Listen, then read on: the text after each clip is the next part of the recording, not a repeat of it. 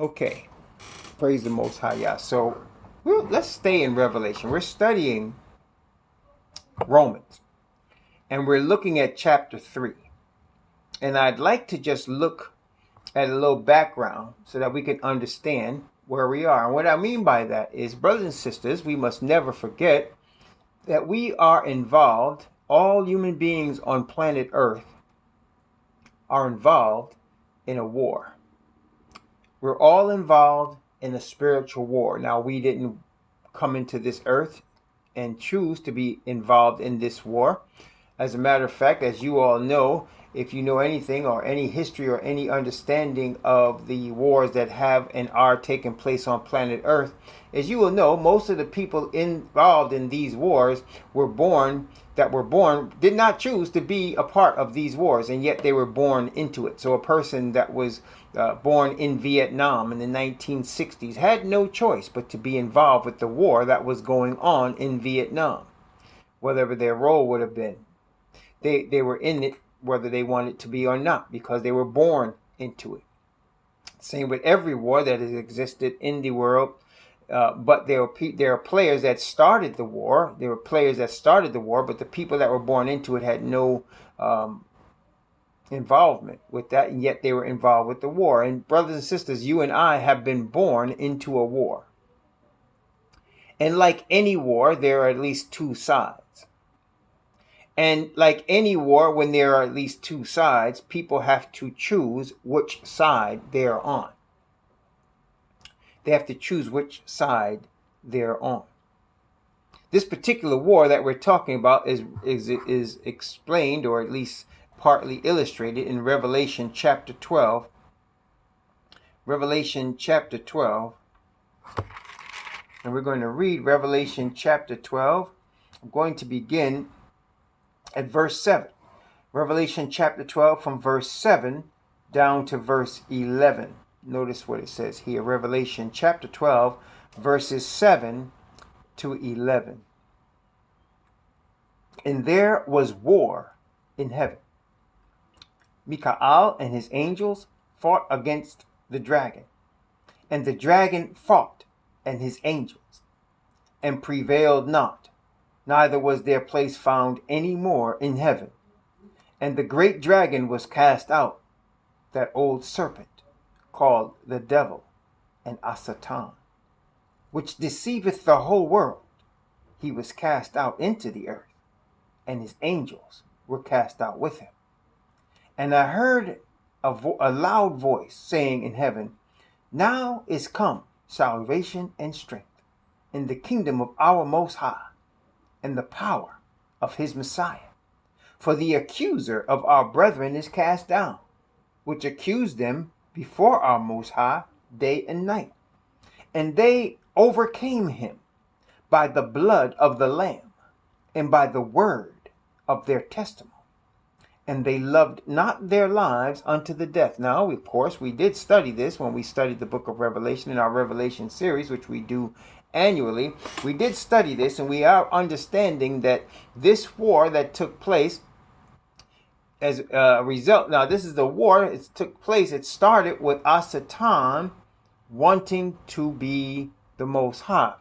If we read in Isaiah, he said, I will be like the Most High. So he wanted to take the place of the Most High. Now, it is beneath the dignity and honor of the Most High to fight with one of his own children, one of his created beings.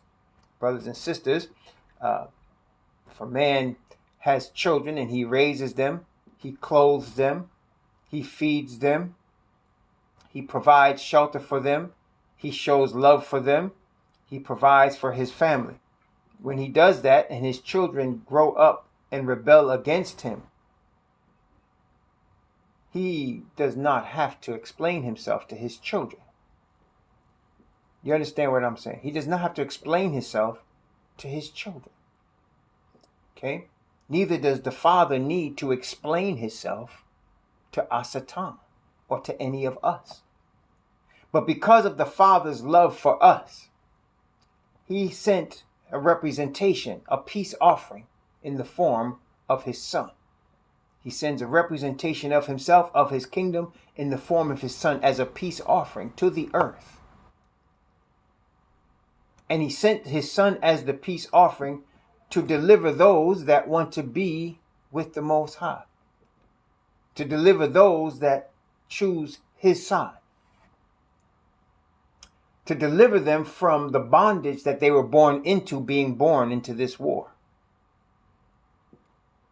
and to give opportunity to come to the side of the Creator. Again, it is beneath the Creator to have to fight with one of his created beings, for he created Asatan, and it's beneath him. He is a king. He is the king of all the universe. It is beneath him to fight. But because of his love for us, he set up a plan, a salvation plan. He set up a system. He set a chosen people for his love for us, that through these means he might show forth his glory and his righteousness. Which is why the scripture did say they overcame him. They overcame the deceiver by the blood of the Lamb and the word of their testimony. And of course, we like to use the translated word for testimony, which is the word of their witness, bearing witness. They overcame Asatan by the blood of Messiah and by the witness they bore. What witness? We're going to discuss that as we're looking at Romans 3 today. But it is the witness of righteousness. It is the witness of the Father's righteousness. So they overcame Asatan by the blood of Messiah and by bearing witness of the Father's righteousness. And of course, the word witness also in the Greek is the word that we get the word martyr from. Testimony, witness, martyr. I think it's called marteo or something like that in the Greek. I can't pronounce it right now, but it's the word from which we get martyr. A martyr is someone who is willing to die for a cause. So by bearing witness of the Father's righteousness and being cleansed by the blood of Messiah, those that are the Father's are, as Messiah, willing to bear witness to his righteousness unto death. They love not their lives unto death. This is much stronger, of course, than the Christian doctrine, which people think they're disciples of Messiah or think they belong to Messiah because they say they love everyone. No, this is a serious commitment, as it would be in any war, for the people that commit understand that their lives may be required for this cause. Okay?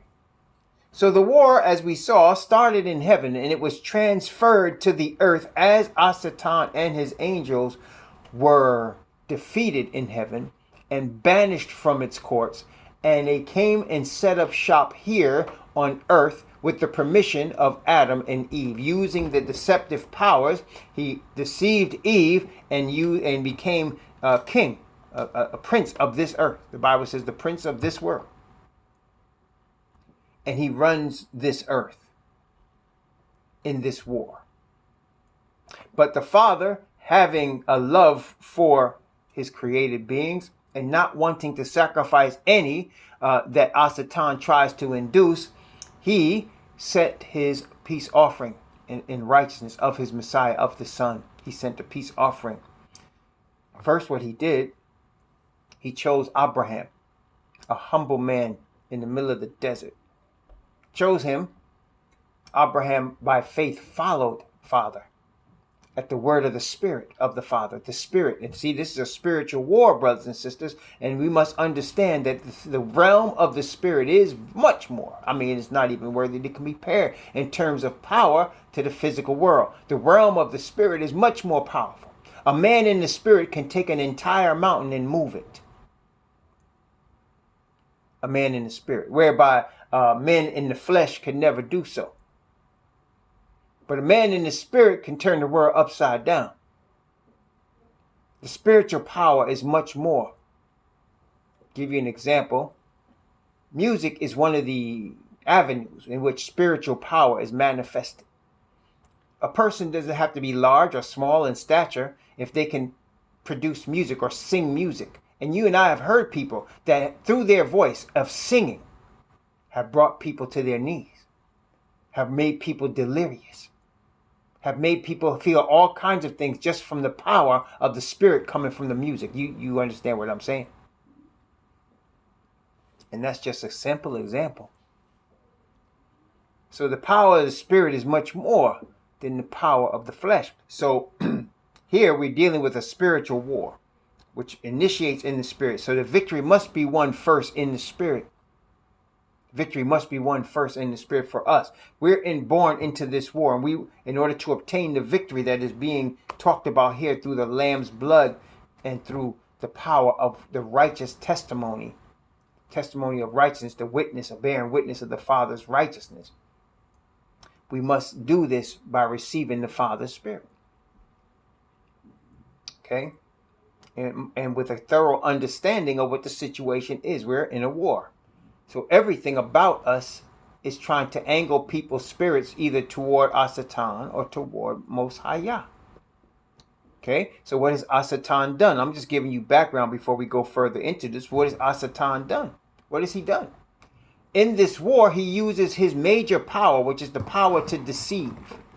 The power to deceive. Right? Messiah said that. Gospel of John. In fact, we just read it. He deceiveth the whole world. He deceiveth the whole world. That's what the Bible just saw.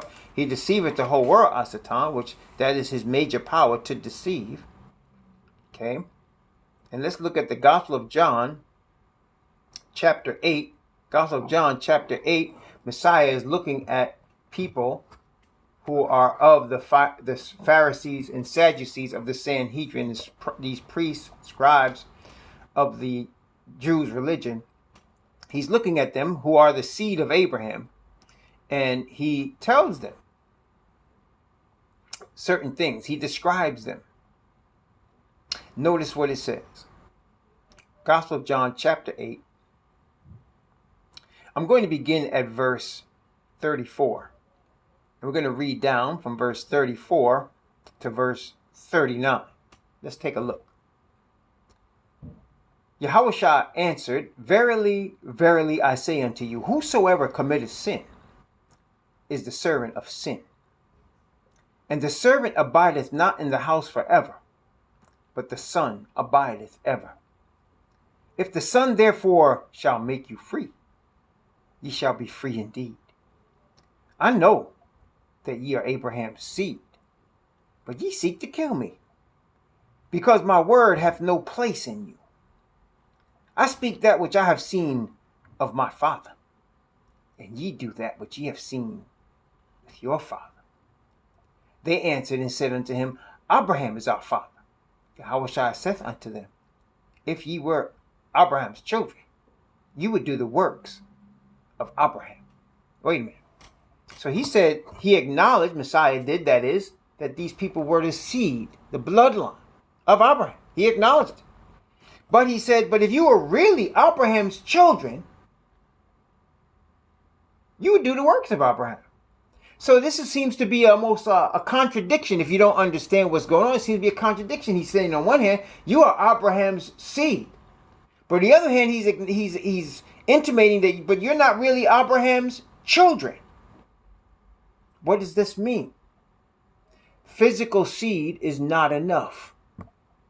You must have the spiritual seed. He said, you are physically the bloodline of Abraham, but spiritually, you're not Abraham's seed at all. For Abraham would not do what you guys are thinking about doing. That's not the spirit of Abraham. Okay? You're his physical seed, but you're not his spiritual seed. Need both. Let's continue. Gospel of John, chapter 8, from verse 40 down to verse 44. But now ye seek to kill me, a man that hath told you the truth, which I have heard of Yahweh. This did not Abraham. Ye do the deeds of your father. Then said they to him, We be not born of fornication. We have one Father, even the Most High. Yahawashi said unto them, If Yahweh were your father, you would love me. For I proceeded forth and came from Yahweh. Neither came I of myself, but he sent me. Why do ye not understand my speech? Even because ye cannot hear my word.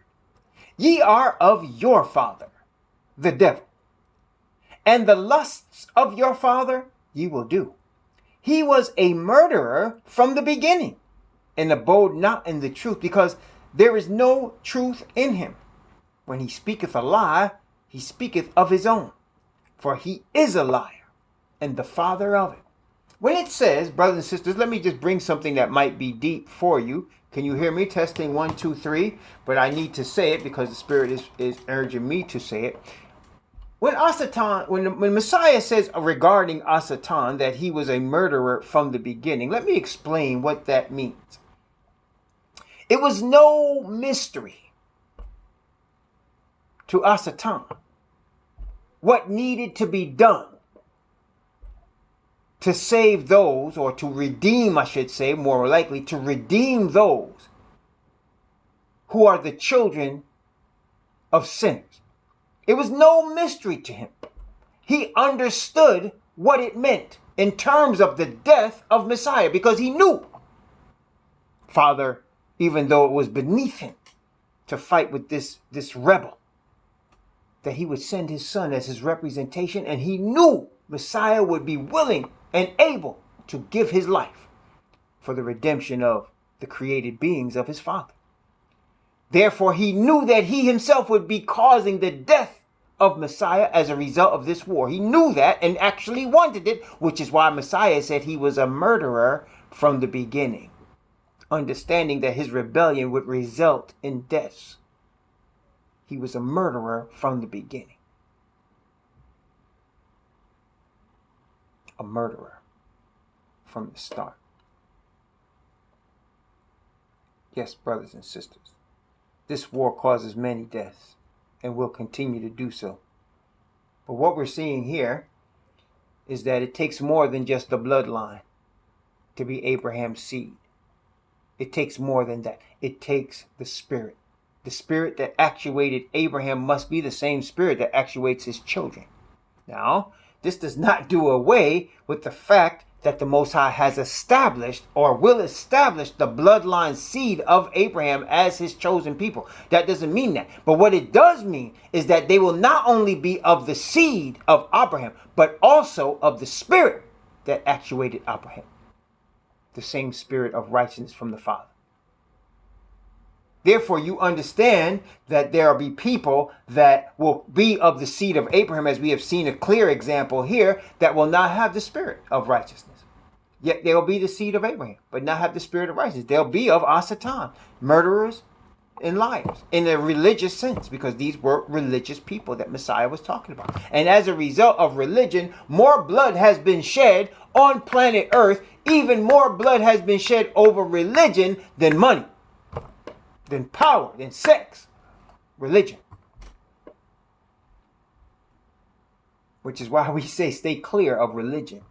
Follow the Most High Yahweh. Follow him alone in the name of his son Messiah, who is his representation. Follow him. Never mind religion. Not the religion of man. That's what I really mean. The religion of man.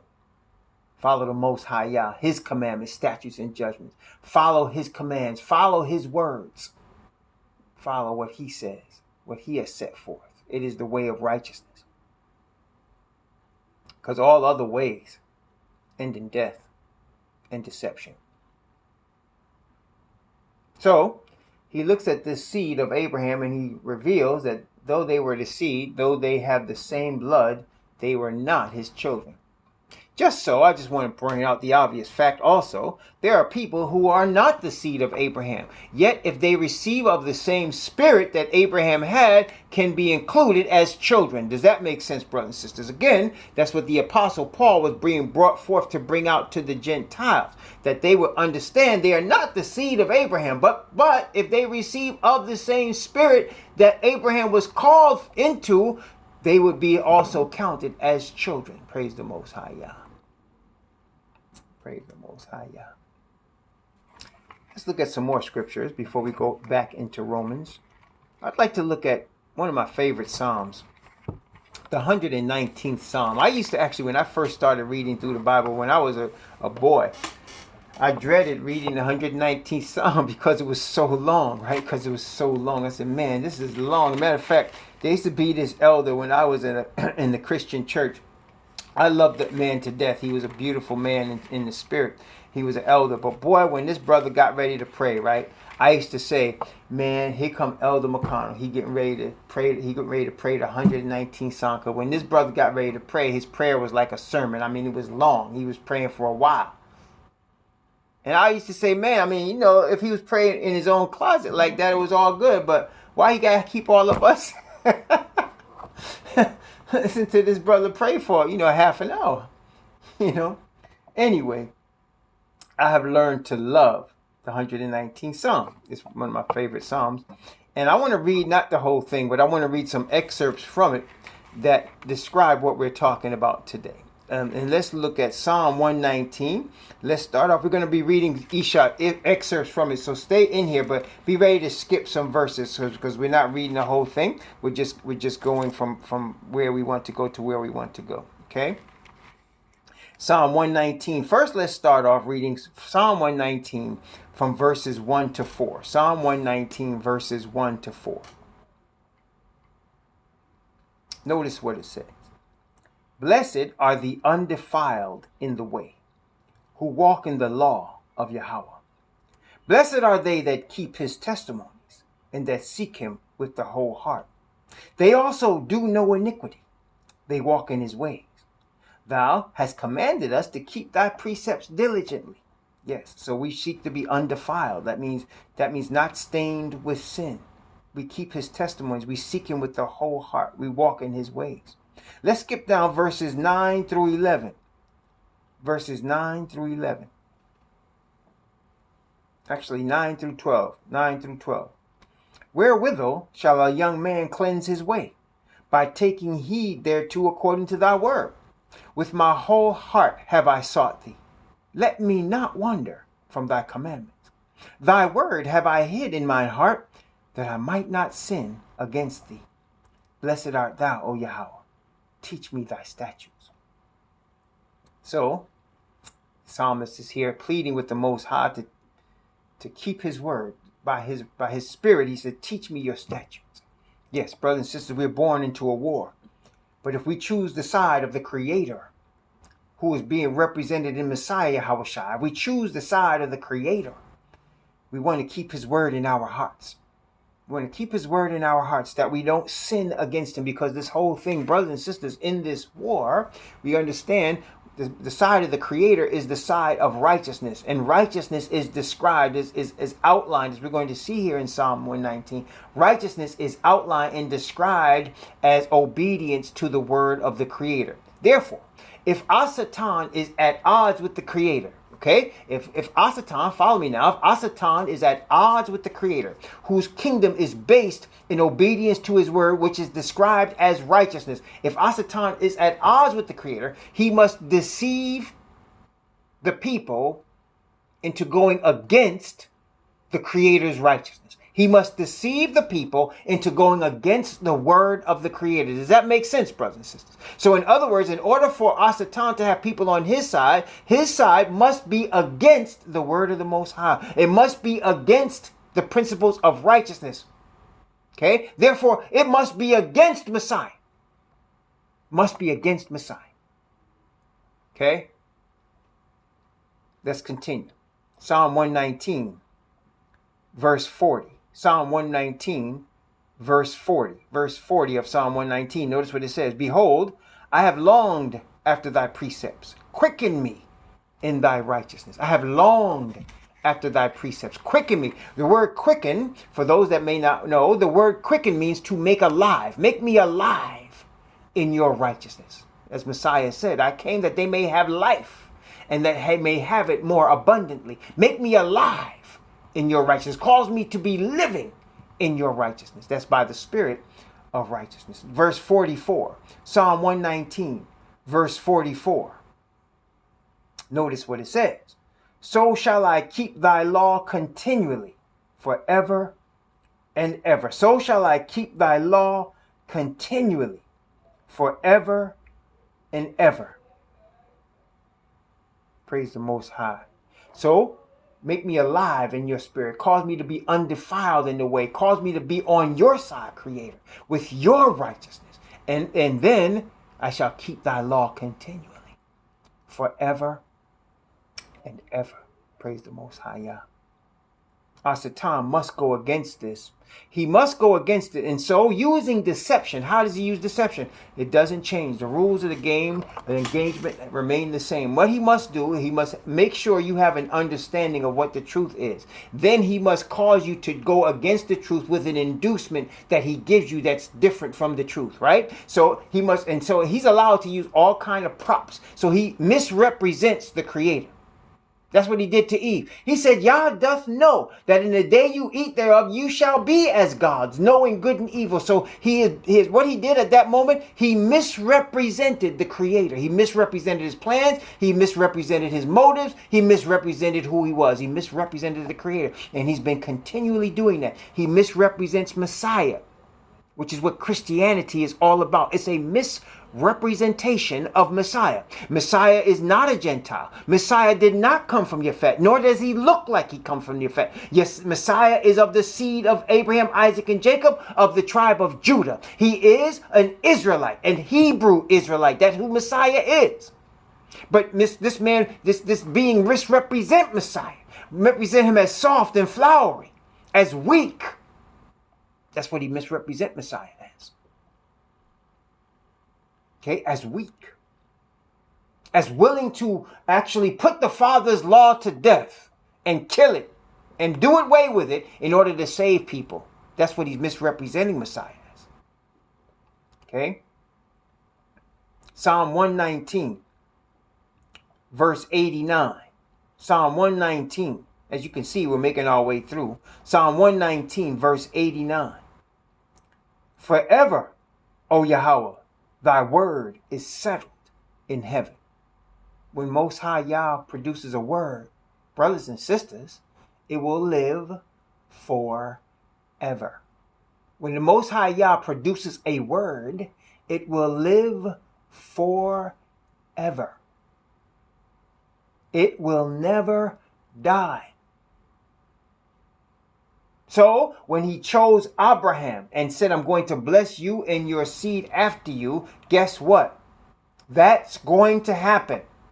When he says, it shall come to pass that when all these things come upon thee, the blessing and curse which I have set before thee, and thou shalt call them to mind among all the nations, whither Yahweh thy Most High have scattered thee, and shalt return unto Yahweh thy Most High with all thy heart, with all thy strength, that then Yahweh thy Most High will turn thy captivity. When he speaks that word, it's going to come to pass. It cannot be stopped. Our Satan knows this. So what he does is he weaves deception all around the world, all around the word. The Old Testament is done away with. The New Testament is now what we're in. We're under grace now, and grace means you have no law to obey. He weaves deception around everything. He weaves deception around Messiah. He weaves deception around the Spirit. The Spirit means you foam at the mouth and you jump up and down, and you can be disobedient to the commandments of Yah and still receive of his Spirit. That's what they're saying. That's what he's saying out there. No, you cannot knowingly disobey Yah. You cannot knowingly go against his commands and receive of his Spirit. You cannot do it. He will not give any man his spirit that is in disobedience to his law. That is why we say, Most High only chooses prophets from the nation of Israel, who have been given, as we studied last night, the oracles of Yahweh, who have been created and chosen for the purpose of being a priest and ministers to the earth, have been created for this purpose. You know, someone asked me recently, why don't you eat lobster? Why don't you eat crabs? And I said, the lobster and the crab was created to eat garbage. The pig was created to eat garbage. That is their function. That's what they were created for. And because of that purpose, the Most High, who gave us the commandments and taught us this, said to me, do not eat these things. Do not eat these things. These are unclean unto you. These are abominable unto you. Because the pig and the crab and the lobster and the shrimp were created to clean the earth of all of these things. They were created to eat things that we're not supposed to eat because they were created to get rid of those things.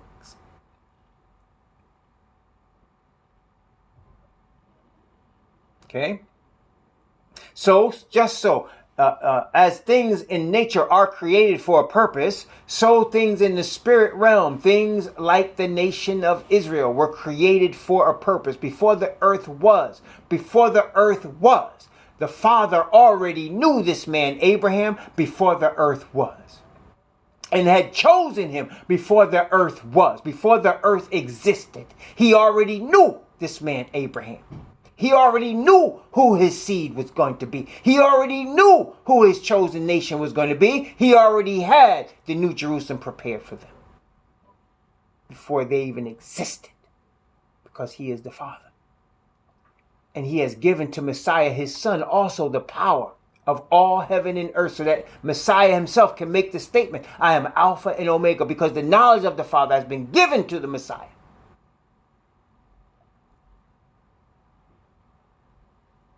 Forever, thy word is settled in heaven. Verse 105, Psalm 119, verse 105. Thy word is a lamp unto my feet and a light unto my path. Yes, brothers and sisters, listen carefully. I admonish you as a preacher and teacher appointed by the Spirit of the Father to teach and preach to his people. I admonish you on your own. Pray to your Father and read his word. And go by the conviction that Father puts on your heart by his word. And therefore, you will not be deceived by anybody. If you do this, you can avoid deception. Notice I did not say you must listen to me. I did not say that. What I am saying to you is I am suggesting to you strongly, I am urging you, pray in secret to your Father, as Messiah taught us to do. Find a secret time and place that you can pray to your Father. And then go into his word with asking him for his spirit of understanding. And his spirit will bear witness. And don't be afraid. Don't be afraid to say, Father, I don't know, nor do I understand. As a matter of fact, you should say that. Because brothers and sisters, there's too many people out here claiming to have understanding and really don't. And are actually teaching people with their lack of understanding and leading people astray. This is one of the tenets of Asatan. So I say to you, see, brothers and sisters, one thing I can never do, one thing no man can ever do, can never go against your personal conviction. See, one of the things, brothers and sisters, we are saved because of our personal conviction.